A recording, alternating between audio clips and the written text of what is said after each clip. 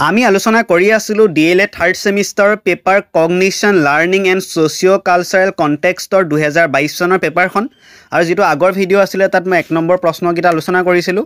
আজি 2 নম্বৰ পৰা আৰম্ভ কৰিম। 2 নম্বৰত প্ৰশ্ন আহিছে 6টা কৰিবলৈ 2-2কে আছে 12 নম্বৰ। এই নম্বৰত আহিছে এজন শিক্ষকে শিক্ষণ প্ৰক্ৰিয়াসমূহ কিয় অধ্যয়ন কৰা উচিত। এজন শিক্ষকে শিক্ষণ প্ৰক্ৰিয়াসমূহ অধ্যয়ন কৰা উচিত কাৰণ ব্যক্তি বিশেষৰ নিজস্ব জন্মগত ক্ষমতাৰ ভিন্নতা অনুসৰি শিক্ষণ লাভৰ যোগ্যতাও ভিন্ন ধৰণৰ হয়।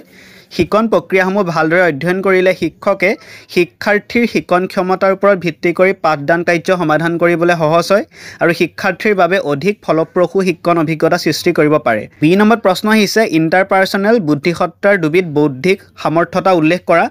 এইকেইটা হ'ব সহানুভূতি, সামাজিক সজাগতা, সংঘাত সমাধান, সহযোগিতা, দলীয় কাম এনেকুৱাবোৰ। C নম্বৰত আহিছিলে পিয়াজেটৰ তেওঁৰ প্ৰজ্ঞাত্মক বিকাশ তত্ত্বটোত 2 পৰা 7 বছৰৰ ভিতৰৰ শিশুৰ বিকাশ কিদৰে চাইছে। এইটো 2023 চনৰ পেপাৰত আহিছিলে। 2 নম্বৰ C নম্বৰতে আহিছিলে এইটো। এই স্তৰত শিশুৱে এতিয়া ব্যক্তিগত উপস্থাপন ৰূপে প্ৰতীক ব্যৱহাৰ কৰে আৰু এই স্তৰত শিশুৱে কথোপকথনত নহয় স্বকথনত লিপ্ত হয়। বহুতকেইটা পইণ্ট লিখা আছে, আপোনালোকে চালে গম পাব এইটো। D নম্বৰত প্ৰশ্ন আহিছিলে স্কেমা পৰিৱৰ্তন বা ধাৰণা পৰিৱৰ্তন বুলিলে কি বুজা। সাধাৰণ অৰ্থত স্কেমা পৰিৱৰ্তন হ'ল এনে এক প্ৰক্ৰিয়া যিয়ে পূৰ্বৰ ধাৰণা এটাক নতুন ধাৰণাৰে সলনি কৰে। ইয়াৰ ফলত ব্যক্তিৰ চিন্তাধাৰাৰ পৰিৱৰ্তন ঘটে। এই তত্ত্বটো 80ৰ দশকৰ আৰম্ভণিতে কৰ্ণেল বিশ্ববিদ্যালয়ৰ বিজ্ঞান শিক্ষাৰ গৱেষক আৰু দাৰ্শনিকৰ এটা দলে বিকশিত কৰিছিল। 2 নম্বৰত ইত আহিছিলে পৃথকীকৃত মনোযোগ কি উদাহৰণ এটাৰে বুজাই লিখা। পৃথকীকৃত মনোযোগক আমাৰ মগজুৰ একে সময়তে দুটা ভিন্ন উদ্দীপকৰ প্ৰতি মনোযোগ দিয়াৰ ক্ষমতা বুলি সংজ্ঞায়িত কৰিব পাৰি। পৃথকীকৃত মনোযোগৰ ফলত ব্যক্তিয়ে এটা সময়তে একাধিক কাম সফলতাৰে সম্পন্ন কৰিব পাৰে।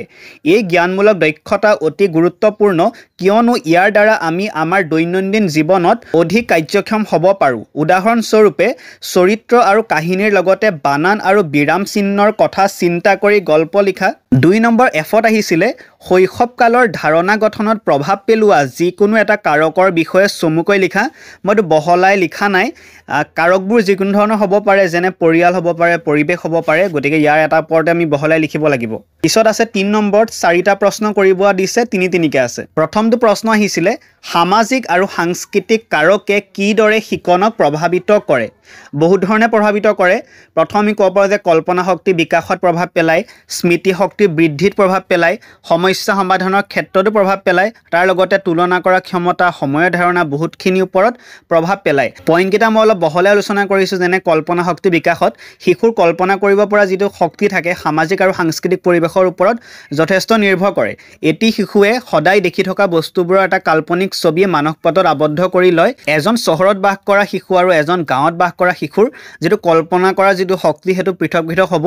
তাৰ লগতে স্মৃতি শক্তিৰ বৃদ্ধিতো প্ৰভাৱ দেখা যায়।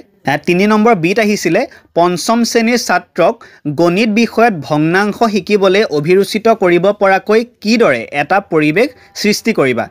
ইয়াৰ কাৰণে আমি বহুত কৰিব পাৰোঁ। খেল ধেমালি খেলাব পাৰোঁ বা তাৰ লগতে আমি যিটো TLM ব্যৱহাৰ কৰিব পাৰোঁ। মই এটা ক্ৰিয়াকলাপ দিছোঁ ইয়াত।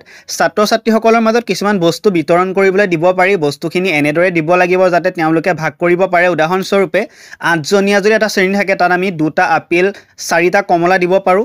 তেতিয়া তেওঁলোকে 8জনৰ মাজত 2টা কমলা ভাগ কৰিব বা 4টা কমলা 9জনৰ মাজত ভাগ কৰিব। এনেদৰে ভগ্নাংশ শিকিবলৈ অভিৰুচিত কৰিব পাৰি। 3 নম্বৰ চিট আহিছিলে এজন শিক্ষকৰ নিজৰ সম্পৰ্কে কিয় সঠিক ধাৰণা থকাটো উচিত।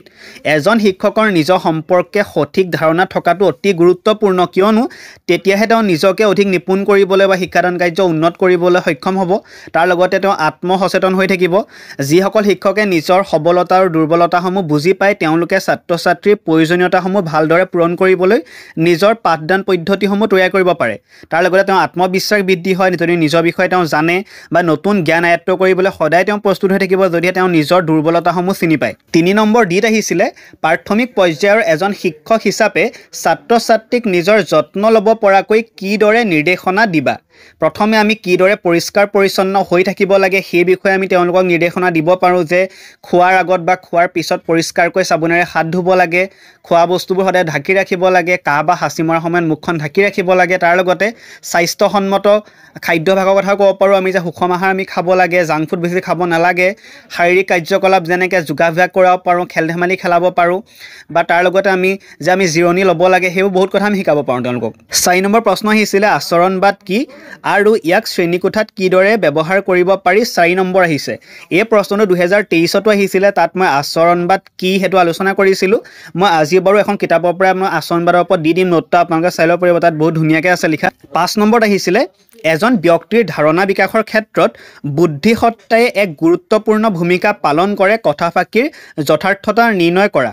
প্ৰথমটো হ'ল যে নতুন জ্ঞান আৰু পূৰ্ব জ্ঞানৰ মাজত সংযোগ স্থাপনত সহায় কৰে, তাৰ লগতে তথ্যৰ মাজত সাদৃশ্য আৰু পাৰ্থক্য বিচাৰত সহায় কৰে, নতুন অভিজ্ঞতা পৰ্যবেক্ষণৰ ভিত্তিত সময়ৰ লগে লগে ধাৰণা পৰিশোধন কৰিব পাৰে, বিমূৰ্ত ধাৰণাবোৰ মূৰ্তলৈ পৰিৱৰ্তন কৰিব পৰা সামৰ্থ্যৰো বিকাশ হয়। গতিকে এজন ব্যক্তিৰ ধাৰণা বিকাশৰ ক্ষেত্ৰত বুদ্ধিসত্তাই এক গুৰুত্বপূৰ্ণ ভূমিকা পালন কৰে। গতিকে এইটো ভিডিঅ'ত এইখিনি প্ৰশ্নই ডিছকাছ কৰিলোঁ। ইয়াৰ পিছৰ প্ৰশ্নখিনিও প্ৰায় আগত অহা প্ৰশ্ন আহিছে বাৰু, মই ইয়াৰ পিছৰ পাৰ্টটো দিবলৈ চেষ্টা কৰিম, যিহেতু পৰীক্ষা পালেহি, মাজত এদিন আছে, গতিকে আপোনালোকে ভালকৈ পঢ়ক আৰু অতি সোনকালে মই বাকীখিনি পেপাৰো দিম বাৰু এইকেইদিনতে।